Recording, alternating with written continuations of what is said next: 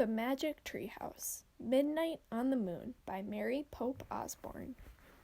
Chapter 3. Open Sesame. The fourth M thing must be out there, said Annie. Beside the door was a button with the word open on it. Annie reached for the button. Wait! Jack grabbed her hand. There's no air on the moon, remember? Oh, right, but we have to go out to find the M thing. Let's see what the book says, said Jack. He pulled the book out of his pack. He flipped through it until he found a page that showed the surface of the moon. He read aloud. It takes 14 Earth days to equal 1 day on the moon. No air protects the moon from the sun's rays, so daytime heat reaches 260 degrees. Jack looked at Annie. I told you our blood would boil if we went out there, he said. Yuck, she said. Jack read aloud from the book again. Moon scientists wear spacesuits, which have controls to keep them from getting too hot or too cold. They have tanks, which provide air for 2 hours.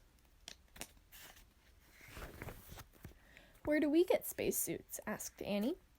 She looked around, then trotted back down the hall. Maybe there? Jack was studying his map. Let's try the spacesuit storeroom.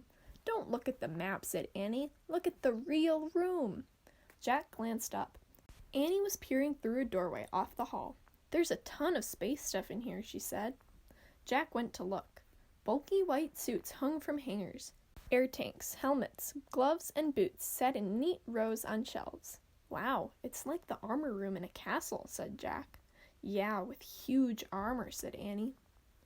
Let's pick out the smallest stuff, said Jack. The suits can go over our clothes. Annie found the smallest white suit, and Jack found the next smallest. They stepped into them. Then Annie locked Jack's air tank into place. Thanks, he said, and he did the same for her. Thanks, she said. Gloves, said Jack. He and Annie pulled on white gloves. Boots, said Annie. They each pulled on a pair of huge white boots. Helmets, said Jack. He reached for a helmet. Wow, they're pretty light, he said. I thought they'd be like knights' helmets. Jack and Annie put the helmets on. They locked each other's into place. I can't move my head right or left, said Annie. Me neither, said Jack. Let's try walking. Jack and Annie moved clumsily around the room. Jack felt like a fat snowman. Close your visors, said Annie. They both closed their see-through visors. Cool air filled Jack's helmet. I can breathe, Annie yelled. Her voice boomed in Jack's ears. Ow, talk quietly, Jack said. We have two-way radios inside our helmets. Sorry, whispered Annie. Jack put the moon book back in his pack. Then he slung the pack over his shoulder. Okay, he said. Remember, we only have 2 hours of air in our tanks. So we need to find the fourth M thing really fast.